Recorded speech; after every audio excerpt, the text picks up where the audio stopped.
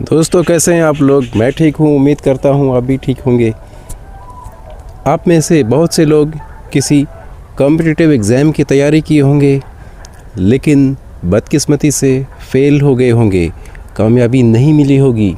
तो वो वजह कौन सी थी जिनसे आप उस एग्ज़ाम में फ़ेल हुए, इस वीडियो में हम देखेंगे। आप फ़ेल हो गए एग्ज़ाम में, इसका मतलब कहीं ना कहीं कमी रह गई थी। तो वो कमियां कौन सी थी उनको हम देखेंगे। इस वीडियो का मकसद सोसाइटी में ख़ासकर जो बच्चे कॉम्पिटिटिव एग्ज़ाम की तैयारी करेंगे आने वाले वक्त में, उनमें जागरूकता फैलाना है, ताकि जो लोग कॉम्पिटिटिव एग्ज़ाम की तैयारी कर रहे हैं या करेंगे वो उन कमियों को जाने और उनसे बच सकें। इस वीडियो का मकसद किसी को डीमोटिवेट करना या किसी का मोरल डाउन करना जैसी कोई चीज़ नहीं है।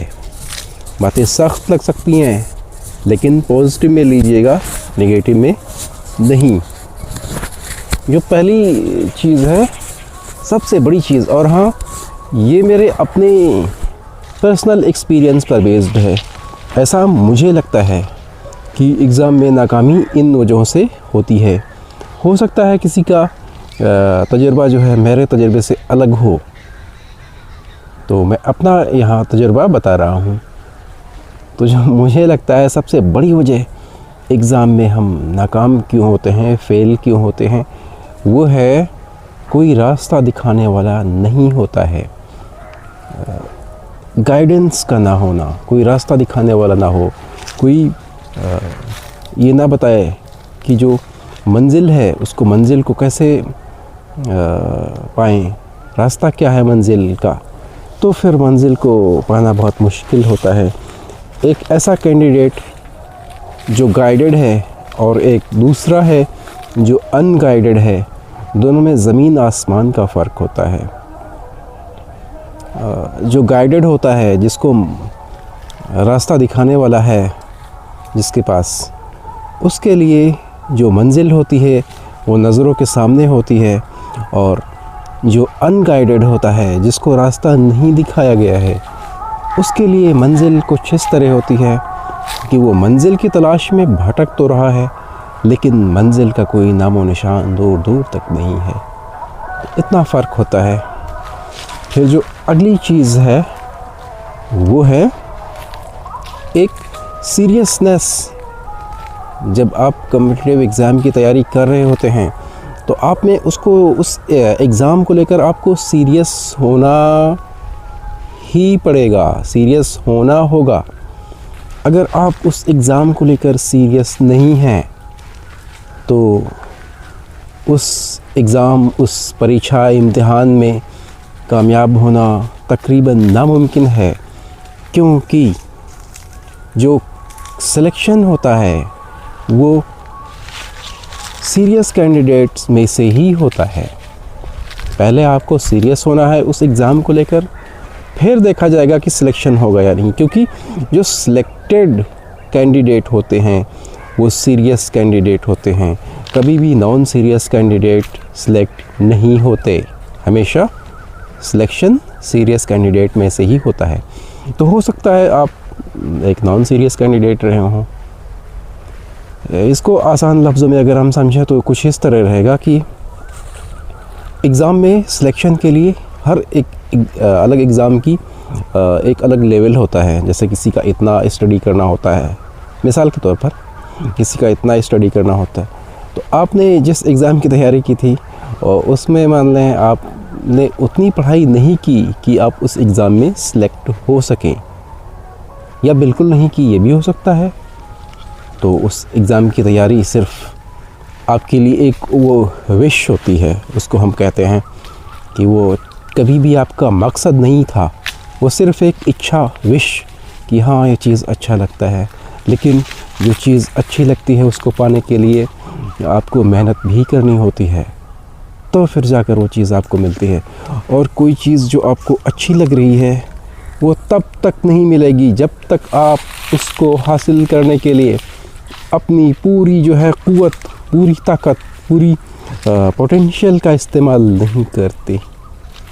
ख़ासकर इन कंपटीशन में जब तक आप जो अपनी स्टडी स्किल है, हुनर है, उनका इस्तेमाल नहीं करते तो फिर कामयाबी बहुत मुश्किल है। ये तीसरा चीज़ हो गया। दूसरा हो गया, पहला था गाइडेंस, दूसरा सीरियसनेस।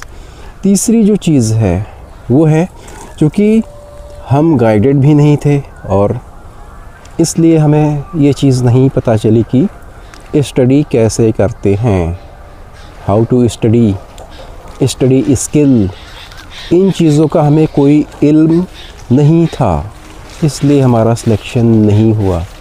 थोड़ा समझते हैं इस तीसरे हेडिंग को या तीसरी वजह को कि हमें स्टडी स्किल, पढ़ने का हुनर नहीं था। ये आपको कुछ चीज़ बात इस तरह है कि लग सकती है कि थोड़ा सा कुछ फ़नी वे में कि क्या कह रहे हैं, पढ़ना नहीं आता, किताब उठाओ पढ़ना शुरू कर दो, पेपर और पेन उठाओ लिखना शुरू कर दो। लेकिन हाँ, ये चीज़ें सही हैं उस वक्त के लिए जब आप ख़ाली वक्त में पढ़ रहे हैं, जैसे नावल पढ़ रहे होते हैं, सफ़र करते वक्त, ट्रैवल के वक्त, या कोई आप किसी छोटे जैसे मुनीमगिरी के लिए पढ़ रहे हैं तो फिर उतना सही है। लेकिन अगर आपका मकसद किसी अजीम मकसद को पाना है, किसी अच्छे एग्ज़ाम को क्रैक करना है, तो आपको ये सीखना होगा, ये जानना होगा कि पढ़ें कैसे, स्टडी कैसे करें, उसका जो हुनर है वो कैसे लाएं अपने में, ये आपको जानना ही होगा। तब सिलेक्शन होगा, तब कामयाब होंगे आप। जो अगली वजह है, तीसरी हो गया। अब हम चौथी वजह देखते हैं कि उस हम इम्तिहान में नाकाम क्यों हुए। जो चौथी वजह है वो है हमारे कॉन्सेप्ट बेसिक्स नहीं क्लियर थे, इसलिए हम उस एग्ज़ाम में फ़ेल हो गए। क्योंकि हमें पढ़ने का हुनर नहीं मालूम था, हमें ये नहीं पता था कि स्टडी कैसे करते हैं, इसलिए हम उस एग्ज़ाम में बहुत ही आसानी से फ़ेल हो गए। जो हमारे कॉन्सेप्ट थे वो क्लियर ही नहीं थे।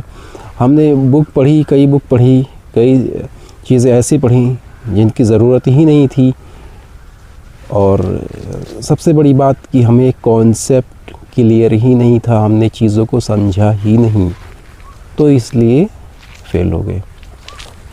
जो अगली चीज़ है, ये कॉन्सेप्ट क्लियर के बाद में हम अगला जो वजह है, ऐसा मुझे लगता है ये सब चीज़ें, वो है कि हम जो सोर्स उठाते हैं स्टडी के लिए वो होना चाहिए एक ऑथेंटिक स्टैंडर्ड टेक्स्ट बुक होनी चाहिए। हमने उस चीज़ को छोड़ दिया, जो एक टेक्स्ट बुक है हमने उसको छोड़ दिया। बाकी जो गाइड है या मार्केट में बहुत सारी चीज़ें मिलती हैं, क्वेश्चन बैंक, टेक्स्ट, ये सब चीज़ें, गेस पेपर, उन सब पर ज़्यादा यकीन किया, जो कि बहुत ही कह सकते हैं कि कॉम्पिटिटिव एग्ज़ाम के लिए, एक प्रिपरेशन के लिए, एक हेल्दी प्रिपरेशन के लिए ये चीज़ कई मायनों में बहुत ही नुकसान करती है। आप जब किसी चीज़ को अप्रोच करें तो हमेशा जो प्राइमरी सोर्स होता है, जहाँ से आप इंफॉर्मेशन या नॉलेज सीधे जहाँ से आपको मिलेगी वहाँ से आप लेने की कोशिश करें। तो उसके लिए स्टैंडर्ड टेक्स्ट बुक होते हैं, तो हमें उनको पढ़ना चाहिए। तो हमने हो सकता है ना पढ़ा हो, उन चीज़ों को छोड़ दिया हो, बाकी गाइड वगैरह पर ज़्यादा यकीन किया हो, तो उसकी एक वजह ये भी है। अगली जो वजह है वो है कि आपने, हो सकता है गलतियां जो होती हैं, एक बार अगर हो जाए कोई बात नहीं, गलतियां हर इंसान से होती हैं और उनसे सबक लेकर आगे बढ़ना यही ज़िंदगी है। लेकिन अगर आपने एक बार गलती की और उससे सबक नहीं लिया, फिर उसको दोबारा गलती की, रिपीट किया, तीसरी बार भी वही किया, अगली फिर वही कर रहे हैं बार बार, तो ये चीज़ जो होता है एक बहुत ही विशियस साइकिल बन जाता है और ये गुनाह है। बहुत, जैसे गुनाह कबीरा कहते हैं, एक जो बड़ा गुनाह होता है, तो उसी तरह से ये भी ये आपकी ज़िंदगी के लिए गुनाह कबीरा है। ये आपको नुकसान सीधे पहुंचाने वाला गुनाह है कि अपनी गलतियों से आप सबक ना लें। ये सब चीज़ें मैं अपने तजुर्बे से बता रहा हूँ, और जो अपनी गलतियों से सबक ना लेना। जो अगली चीज़ है वो है कि जो वक्त है उसका अच्छे से इस्तेमाल ना करना, पढ़ाई ही ना करना, कुछ और चीज़ करना, पढ़ाई के अलावा भी कुछ, जैसे किताबें रखी रहे हैं लेकिन सामने की पढ़ रहे हैं, लेकिन जो एक स्टडी होती है या यूँ कहें कि इफ़ेक्टिव स्टडी, वो ना करना। किताब खोल लेना और उसके बाद में फिर अपना मोबाइल ऑन कर लेना, उसको चलाना, सोशल मीडिया जो साइट्स होते हैं उन पर चले जाना, वहाँ अपना काफ़ी वक्त बिताना या लोगों से बातें करना। तो ये सभी चीज़ें होती हैं। जो अगली वजह है वो है किसी भी एग्ज़ाम के लिए आपको एक जगह चाहिए जहाँ आप बैठकर स्टडी कर सकें इत्मीनान और सुकून के साथ में। स्टडी रूम जिसे कहते हैं, हो सकता है आपके पास स्टडी रूम ना रहा हो कि जहाँ आप बैठकर पढ़ाई कर सकें, तो फिर ये बहुत ही कह सकते हैं कि बैड लक बदकिस्मती होती है ये कि किसी के पास जगह ना हो। तो हो सकता है अगर आपके पास ये चीज़ रही हो तो मतलब ना रही हो स्टडी रूम जैसी कोई चीज़, एक प्रॉपर डेडिकेटेड जगह जहाँ पर आप स्टडी कर सकें, तो फिर बहुत बड़ा वो होता है ड्रॉबैक। एग्ज़ाम में नाकामी की बहुत बड़ी वजह होती है क्योंकि आपके पास जगह ही नहीं है जहाँ आप बैठकर स्टडी कर सकें।